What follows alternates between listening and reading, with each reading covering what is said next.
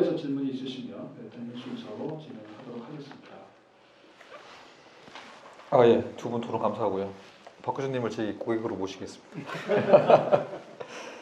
예, 많은 질문하셨는데 시간이 많지 않은 관계로 제가 원래 말이 빠른데 더 빨라질 것 같습니다. 그 하이넷월스 인디비주얼 기준은 사실 국가마다 다르고요. 회사마다 다릅니다. 정해진 기준은 없습니다. 그래서 이제 우리나라는 KB은행이 주로 이제 이걸 하는데 부자 보고서에 금융 재산 10억 이상, 그럼 이제 부동산은 곱하기 한 3 정도, 3, 4 정도 하면 되겠죠.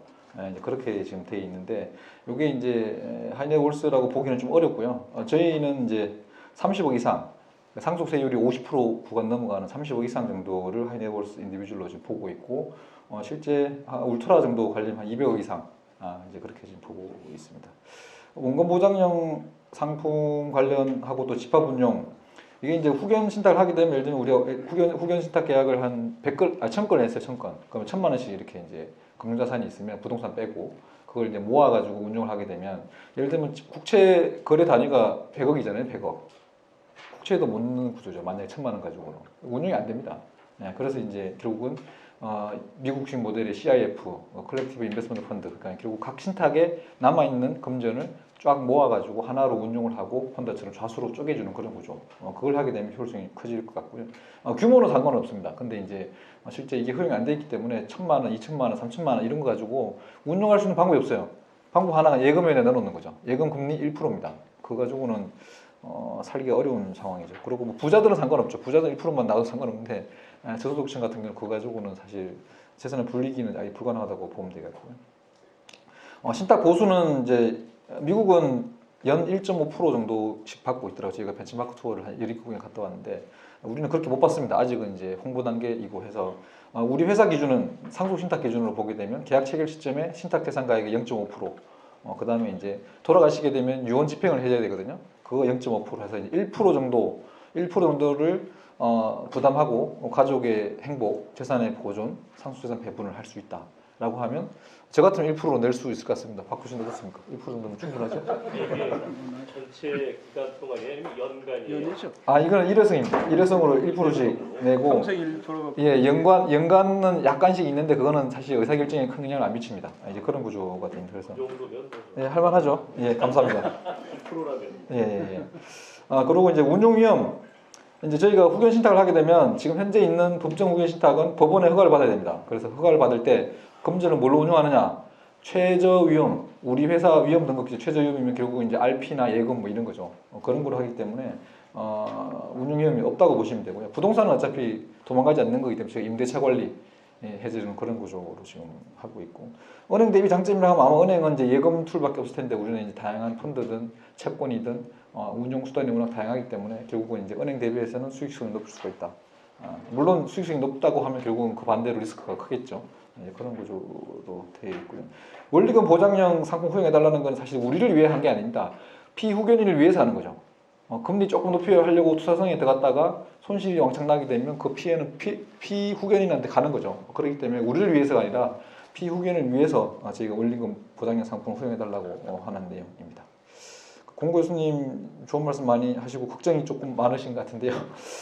이게 신탁이 우리나라 법제에 안 맞다라고 하는데 실제 실무상 들어와 보게 되면 그런 부분이 없지 않아 있습니다. 근데 이제 우리가 신탁하는 건 이제 계약 방식으로 하다 보니까 우리나라 계약법이 있어요.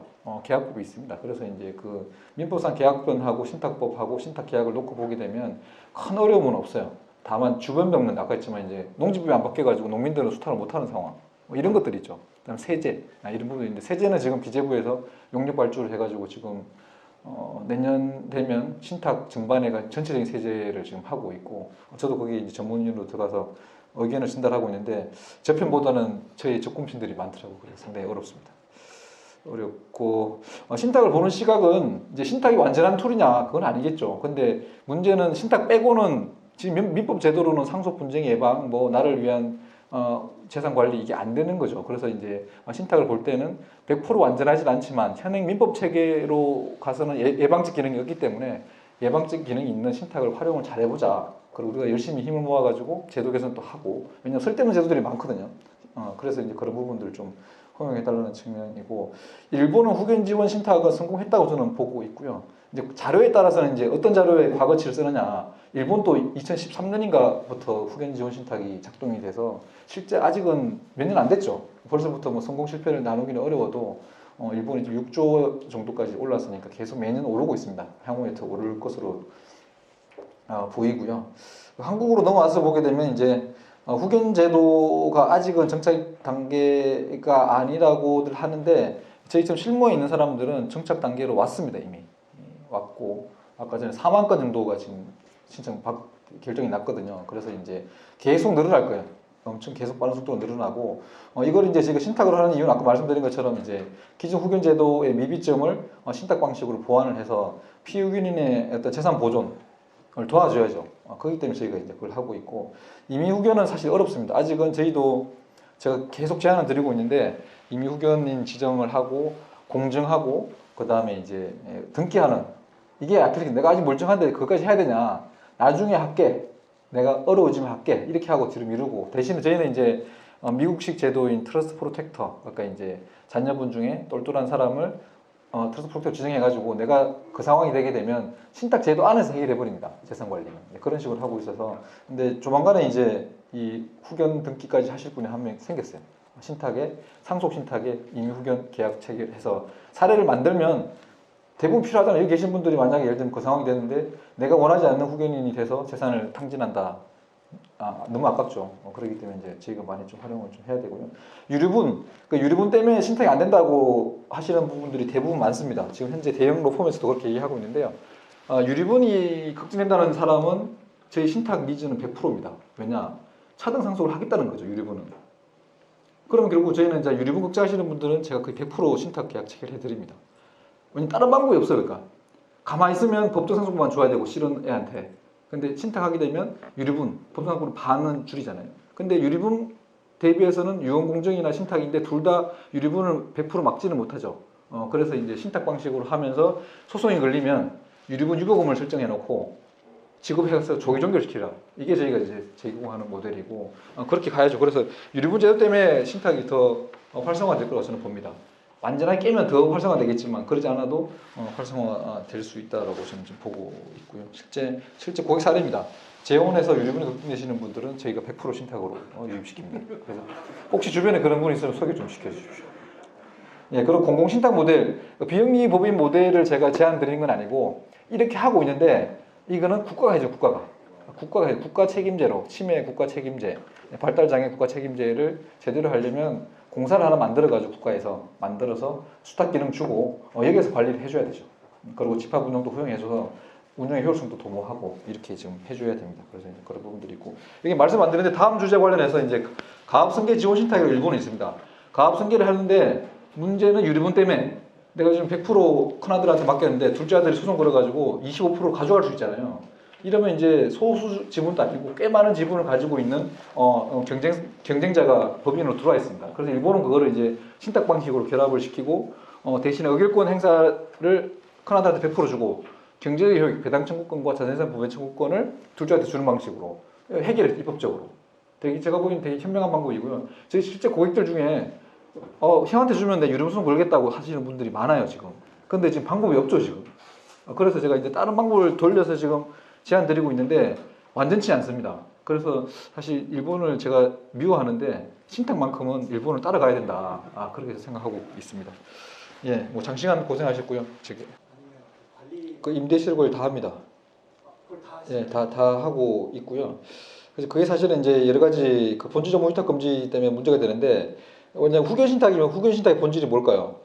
부동산 임대시설 관리일까요? 아니면 그 신상보호 재산 관리 다 들어가잖아요. 그래서 본질 업무는 부동산 관리 신탁을 생전에 그냥 했을 때는 그 이슈가 생길 수 있는데, 상속 증여 후견이 주 목적이죠 이분들은. 그렇기 때문에 본질 업무 자체가 아니라고 저는 보고 있고요. 그래서 이제 그럼 일본에서도 그렇게 생각하고 있고 해서 갑종 신탁을 받아가지고 우리가 임대시설 관리 할 수 있는 걸 하고 못하는 부분들은 외부의 그 PM사라고 하는 임대시설 관리 업체에 맡깁니다. 대신에 우리의 책임으로 맡기고, 우리의 주 목적은 부동산 관리가 목적이 아니죠.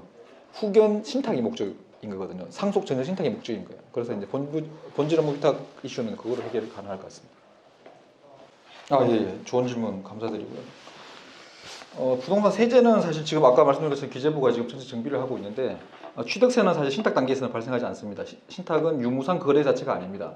상속 신탁을 열되게 되면 그거는 내 거고 생전 자익이기 때문에 상속 목적으로 맡기는 거지 유상 무상으로 우리한테 주는 게 아니라서 취득세는 부담이 없고요.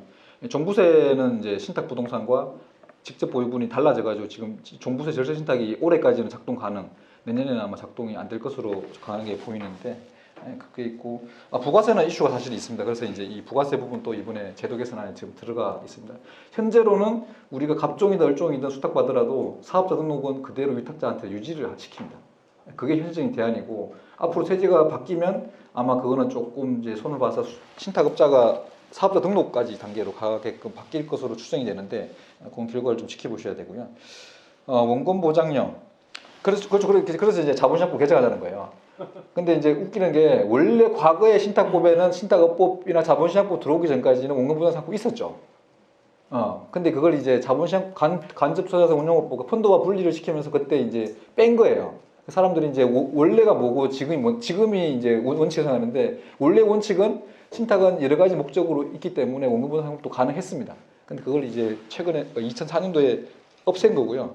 다시 부활을 시키는데 전부 부활시키면 문제가 되니까 어떤 공익 목적 내지 이 복지 목적의 후견 신탁, 침해 신탁 이런 부분에 한해서 이제 허용하자는 게 제 주장. 수고하셨습니다. 그래가지고 같이 그렇게 보통 아니요, 지금 현재는 따로 해요. 그래서 문제가 발생해요. 그래서 후견인들이 돈을 많이 지금 저희 사건도 하나 있어. 신탁 허가 받아서 갔는데 계좌에 돈이 없어. 후견인이 다 빼고. 네, 그래서 같이 해야 돼, 같이 시켜버려요. 안 그러면 법원에서 지정을 해준다고 그거를 이제 같이 하면 되거든. 신청을 하는 네, 신청. 그 우리가 지금 시도하고 있어요. 안녕하세요. 그러구나. 아, 예. 아, 계속 있는 거죠, 그 자리에. 지금 아이고, 나오셨구나. 오늘도 너무 이렇게 상세하게 실무적인 것까지 많이 설명해 주셨고 아, 예. 시간만 있으면 더 할 하신지 건데. 몰랐는데 유튜브 들어가서 보세요. 그거 많이 올려놨어요. 알겠습니다. 감사합니다. 잘 들었습니다. 예. 아, 시간이 별로 없어. 아, 예. 야, 예. 다행이시구나. 예. 잘 오셨습니다. 예. 연락드릴게요. 예. 아, 여기 변호사님이시구나. 아, 예. 너무 잘 좋네요. 들었습니다. 예, 감사합니다. 연구 엄청 많이 하신 것 같습니다. 정말 많은 잔학기 하나 신탁 생각하고 있습니다. 네, 너무 잘 들었습니다. 예, 나중에 한번 연락드릴게요.